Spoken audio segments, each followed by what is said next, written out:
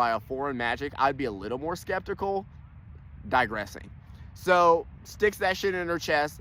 He tells her this thing is slowly changing you, because like I said, it's switching her powers and shit. He's like, it's slowly changing you. I'm gonna be back when this power is fully developed and ripe in you, and I'm gonna harvest that shit. You hold that. Then he hops on a different ship and pieces out.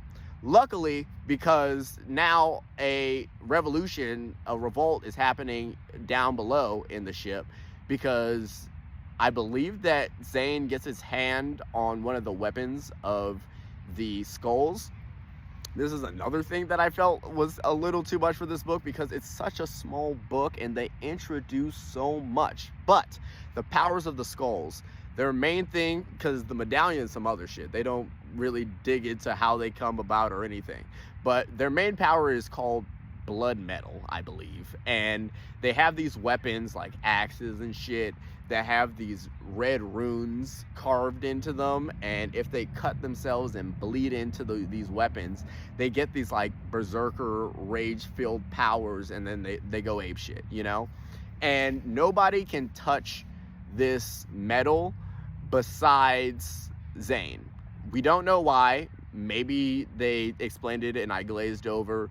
Maybe there's some hidden subtext, but Zane can use this, nobody else can. And he gets his hand on one of these axes and he goes ape shit on them, tearing shit up all around down below. Zelly, while she's laid out on the ground with this medallion in her chest, she recovers a little bit, and then she feels the power of the storms and she calls a bolt of lightning, and the entire cabin is gone of the captain's quarters.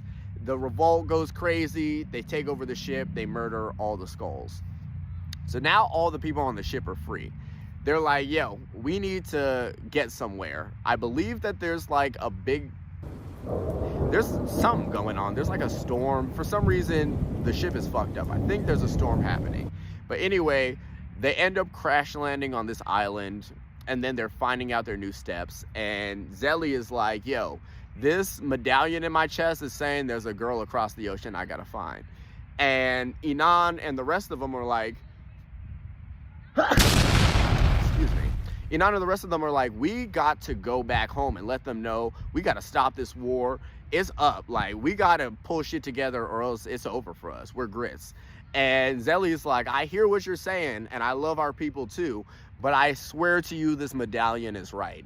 So I'm going to take a boat across the unknown sea to go find this random girl somewhere and maybe do something, find her before Balder finds her, and do something. I don't know. She doesn't know. And so, I mean, it's Zelly. What are you going to do? Tell her no? She's the most powerful person. Another power that we find out the medallion has, which over the course of the plot of this book, we will find out spontaneously so many random powers that this medallion will have. But another power it has is to restore the powers that the Oricians lost from the Magicite. She gives all their powers back. Like, she like shakes their hands on the island and gives them all their powers back. Why? How? What does this mean? Who the fuck knows? But she does that shit because power. Who knows? And then she's like, you guys have powers. Go let them know that we gotta buck up or shut up. I'm going across the sea. There's a tiny, tiny argument that ensues.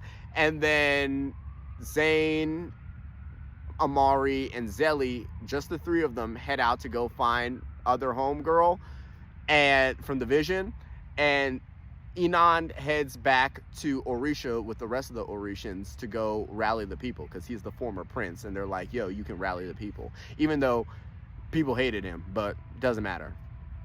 So now we have split up the team.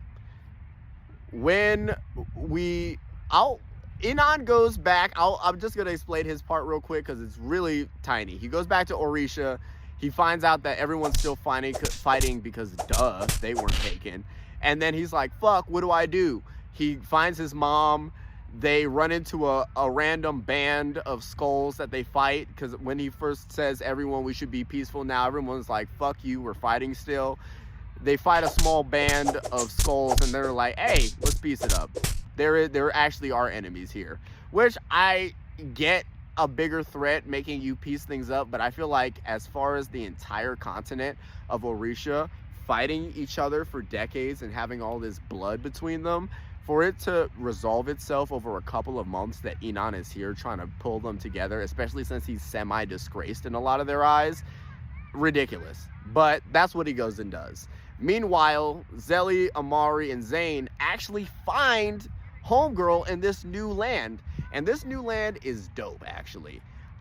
A thorn for me is the fact that we only get to meet this land and spend a little bit of time really understanding how it works because we're rushing through this plot so quickly. But they show up to this island and there are a bunch of vines that attack them immediately, and all these warriors hop up out of the trees and capture them and take them to the emperor. The emperor is like, all right, you guys shouldn't be here. Their town is so fucking dope. It's in the heart of a mountain and sits atop like this internal oceanic lake upon which everything is built. They have lily pads that they use to glide across from place to place, and all these places sitting on these buoyant vines that the people of New Gaia, that's the place, what the place is called, they can, a certain contingent of them have powers to control these vines. And so it's just a gorgeous place that we only really hear a little bit about because we're immediately taken to the throne room. The emperor's like, die, you can't be in here, we're locked in a mountain, we don't be talking to nobody, you gotta go. And they're like, there's enemies coming, and right before they get executed, you hear no, and out of nowhere out runs this beautiful princess that was from the vision, and she's like, no, they were also in my vision, we have to help them. And they're like, okay. And so now everyone is taken in by the new Gaians, and months pass as they prepare to fight. Months pass, Inan gets Orisha together in those few months, and then he sails back to New Gaia to then meet with the emperor for them to plan their joint attack against the skulls. Once he gets there, the emperor is like, you must not know how dope our place is. We don't need an army, because that's what Inan is there to do. He's like, yo, we need a fucking army. He's like, hold your shit, bro. I understand you guys are weak as fuck, but we got this. All we need is a small special SEAL Team 6, a part of which the emperor is actually a part of. He's actually super strong, even though he gets his ass beat over the course of the book, but he is strong. And he's like, we just need a SEAL Team 6.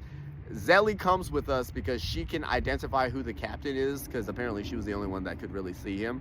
And after we fuck him up, we gonna stab him up real quick and then peace out. Get all of this shit done before the war can even pop off. Zelly and the Orishans aren't really down with this plan, but hey, take what you can get. So Zelly goes with the rest of these people, and they try to launch this covert attack. And it's going well at first. They are just going through people, murdering quietly, pulling them into the shadows, all that good shit. Zelly sees the captain, points it out to the crew, being like, yo, go murk him. That's him. And it's at this point, because they said that they only needed her to identify him, that I think, oh, this is the part where Zelly goes to hide in the bushes and hang back, and then there's some sort of trap because she has that medallion, which is how homie tracked them in the first place, and so he'll find her or something. They actually never use this medallion to track Zelly ever again throughout the book, even though she launches the attack multiple times. But then again, they're always ready. So maybe it's just a loss of train of thought on Zelly and the Orishans' part, that they never consider the fact that they can be tracked as they launch these covert operations. But she doesn't hang back. She doesn't do that at all. I assume she did because you are the whole, we're trying to harvest your heart. That's what homie King Balder is trying to do. But she goes in with them and fucks it up for everybody, because we learn a new power of the medallion, once again, is now to hijack Zelly's powers. And so after they hop into this throne room, fucking everybody up, Zelly comes into the room, and King Balder is like, there she is, and hijacks not her new storm powers that she somehow got from him and his shit, hijacks her old powers that she no longer has contact with,